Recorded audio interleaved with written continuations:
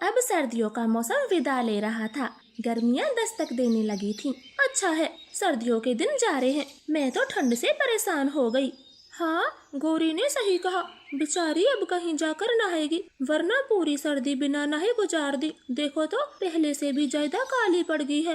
अरे मिट्ठू तोते, मैं रोज सुबह 4 बजे नहा लेती थी। तू अपनी बता, ना जाने कितने हफ्तों से मुंह तक नहीं धोया होगा। काली कलूटी कहीं की, फिर भी मैं तेरी तरह काला नहीं पड़ा। मिट्ठू, मैं तेरा सर फोड़ दूंगी, मुझे गुस्सा मत दिला। अरे रे, आप दोनों चुप हो जाएं। जरा सी बात पर लड़ने लगते हो। तुम कोई छोटे बच्चे हो? मिट्ठू तोते, तुम भी कम नहीं हो। अब छोड़ो ये सब फजूल की बातें। ये सोचो, गर्मी की पहली सैर कहाँ करने जाना है? सागर वाले जंगल चलते हैं। वहाँ सभी प्रकार के फलों के पेड़ हैं। खूब खाएंगे और घर के लिए भी भर भर के लाएंगे। तो ठीक है, मैं अपनी बेटी गुड़िया को भी साथ ले चलती हूँ। वो भी बहुत दिनों बाद रसीले रसीले फल खाएगी।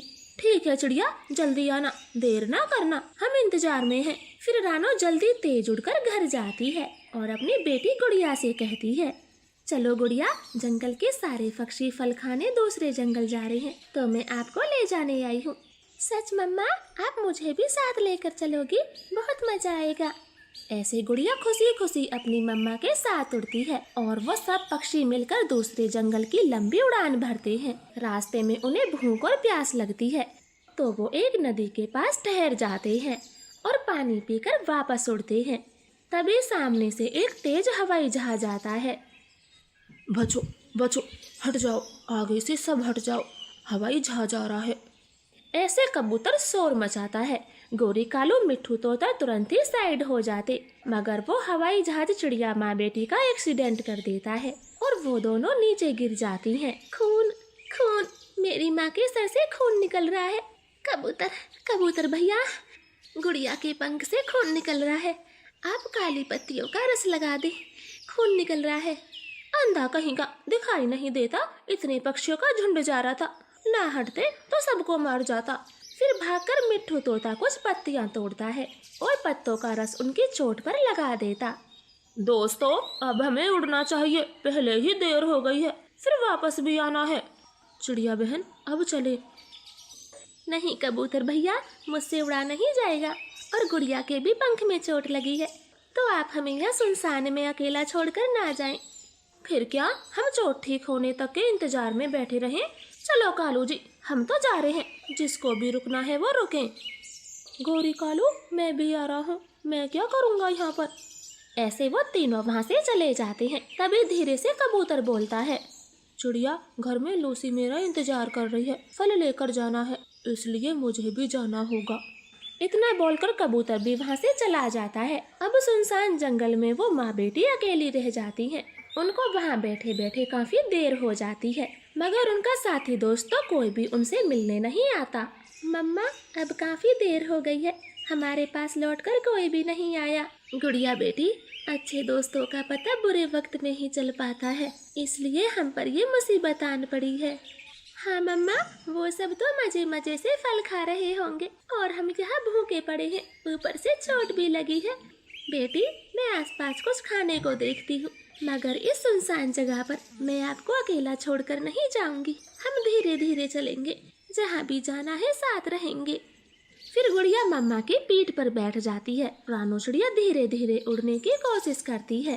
कालू, ये आम का पेड़ कितना बड़ा है और इसके आम कितने मीठे हैं। हाँ गोरी, मेरा तो यहाँ से जाने का ही मन नहीं कर रहा। कालू कौवे ने एकदम सही कहा, मुझे भी ये अमरूद का पेड़ बहुत पसंद आया है। ऐसे पके अमरूद मैंने कहीं नहीं देखे।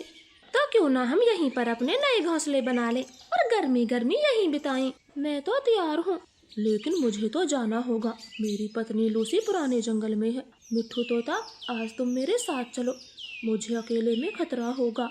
कबूतर ने इतना बोला ही था, तभी गौरी कौवी मिट्ठू तोते के कान में कुछ धीरे से बोलती है, मिट्ठू तोते, यहाँ 2 पेड़ है, आम का हमारा और अमरूद का पेड़ तुम्हारा, और इस कबूतर को यहाँ से अकेले जाने दो। सोचो ये कहाँ रहेगा।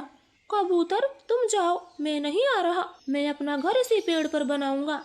तोते, एक बार अच्छे से सोच लो, ये कौवे किसी के पक्के साथी नहीं होते।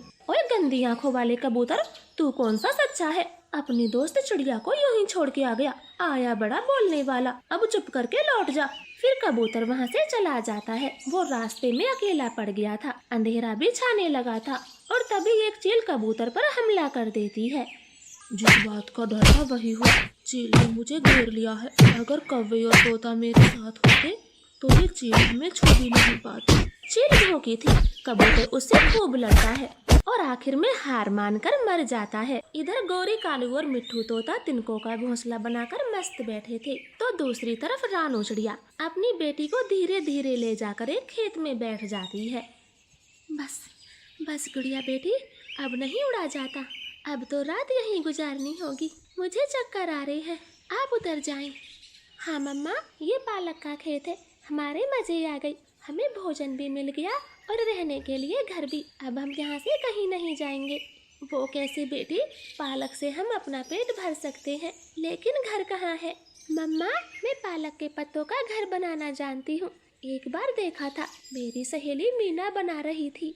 फिर गुड़िया पालक खाकर अपनी भूख मिटाती है। मम्मा चिड़िया तो आंख बंद करके लेटी हुई थी। गुड़िया अपनी चोंच से पालक के पत्तों का घर बनाना शुरू करती है और कुछ ही घंटों में वो एक सुंदर सा पालक का घर बना देती और जल्दी से मम्मा चिड़िया को जगाती है।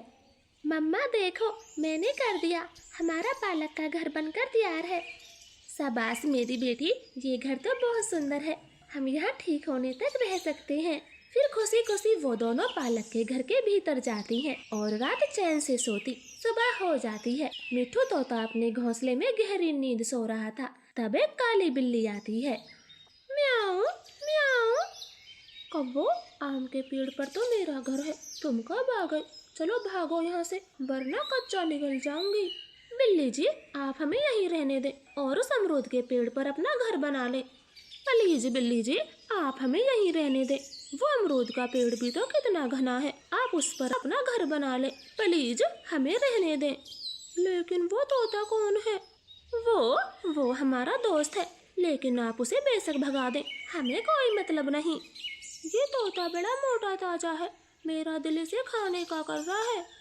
हाँ, जो आपका मन करे वो आप करें, लेकिन हमें यहाँ से ना भगाएं। बड़ी मुश्किलों से तिनकों का घर बनाया है। ठीक है, तो मैं अमरूद के पेड़ पर जाती हूँ। म्याऊ म्याऊ। फिर वो काली बिल्ली धीरे धीरे तोते के घोंसले तक पहुँच जाती है और उसे घायल कर देती है। काश कबूतर की बात मान ली होती, कौवे किसी के सच्चे नहीं होते, मुझे मरवा दिया, अब ये बिल्ली मुझे खा जाएगी। ऐसे मिट्ठू तोता भी मर जाता है। उस दिन कौवे आम के पेड़ पर मजे मजे से रहते हैं। फिर एक रात उस बिल्ली की बड़ी बहन कलोटी आती है। काली, ये कौवे पक्षी सो रहे हैं, तुम इन्हें खाती क्यों नहीं हो अब तक? कलोटी दीदी, इन्होंने मुझे अपना दोस्त तोता खाने को दिया था, इसलिए मैंने इन्हें नहीं खाया। हट दूर, एक को तू खाना और दूसरे को मैं, बहुत भूख लगी है। जो अपने दोस्तों का भला ना करे वो कौन सा अच्छा पक्षी होता है। चल जल्दी भूख मिटाते हैं। म्याऊ म्याऊ, भूख मिटाते हैं। ऐसे वो दोनों कालू और गोरी के घोंसले तक पहुंच जाती हैं और दोनों को घायल कर देती हैं। कालू गोरी तो तड़प तड़प कर मर जाते हैं, मगर चिड़िया माँ बेटी तो अपने पालक के घर में सुरक्षित रहती है। तो प्यारे दोस्तों, इस कहानी से हमें सीख मिलती है, हमें अपने सच्चे दोस्तों का साथ कभी नहीं छोड़ना चाहिए और धोखेबाजों के साथ से बचना चाहिए। आपका धन्यवाद।